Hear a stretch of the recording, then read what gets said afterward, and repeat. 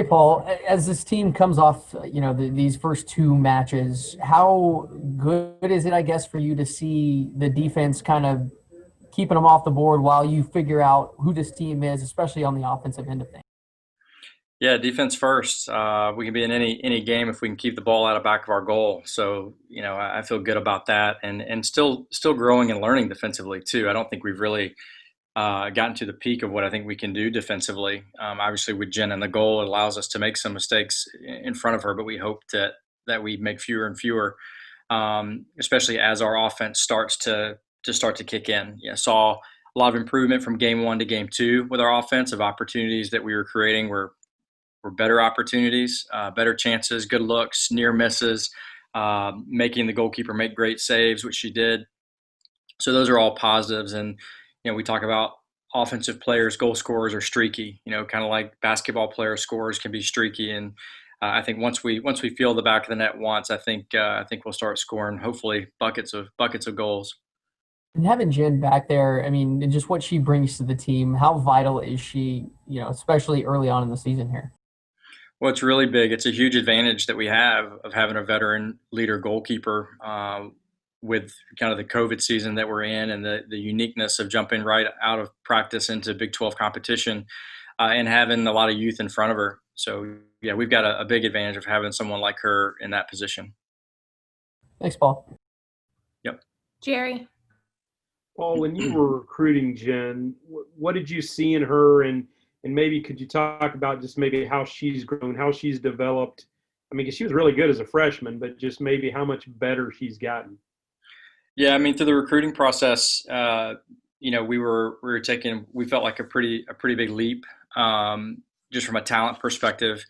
It's as we were really starting to expand our recruiting a little bit and taking some chances at some better and better players.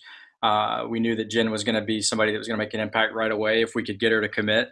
And of course, that's part of the sell, right? And you can't do that with everybody, but with her, we knew that if we could get her, that she'd make an impact right away. And just seeing her develop and grow over the years has been tremendous. And a lot of it's just she's always been kind of a confident goalkeeper back there, so that's never been a problem.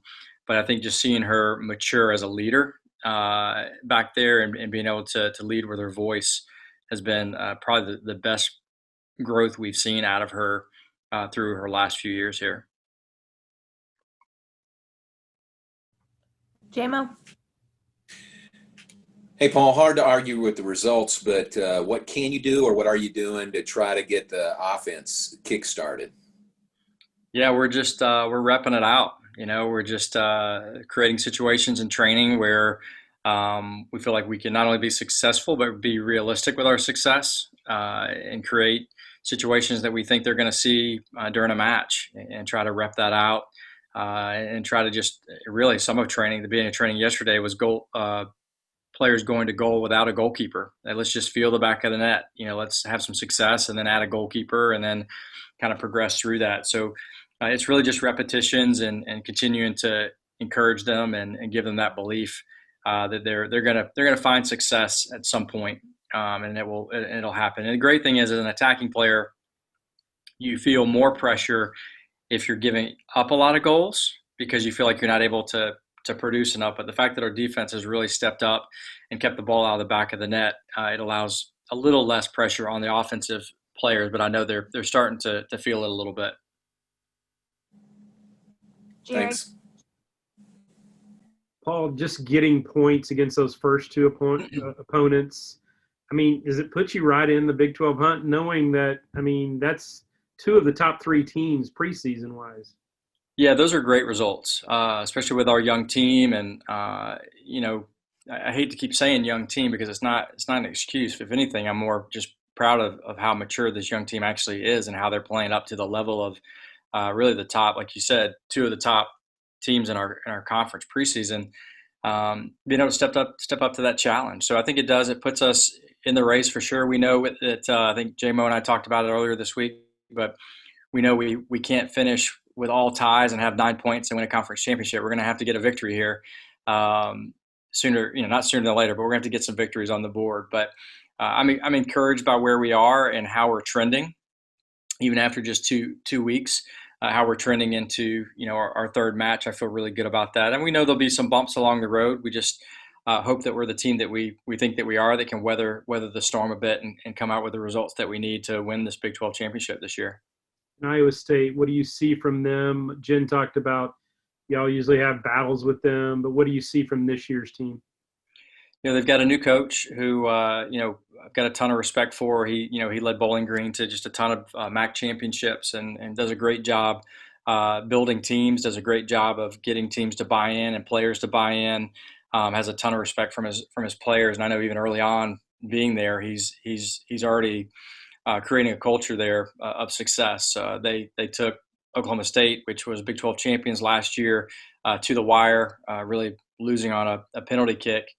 So I know they've got a lot of excitement and encouragement from that last weekend coming into our match. And yeah, it's always been, they're still going to be athletic and fast and tough blue collar team. And we've had some knockdown drag out matches over the years with them, and some heartbreaking results up there that we haven't forgotten about either. So we know it'll be a tough match up there, but one, of course, we're looking forward to.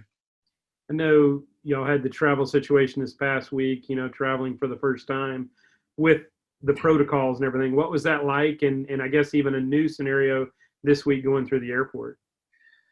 Yeah, it was different. But I think with all of us right now, we're all just kind of rolling with the punches, and we're flexible with what needs to be done and just doing what we're told, basically. And by doing that, I think we've been able to get through this how we have.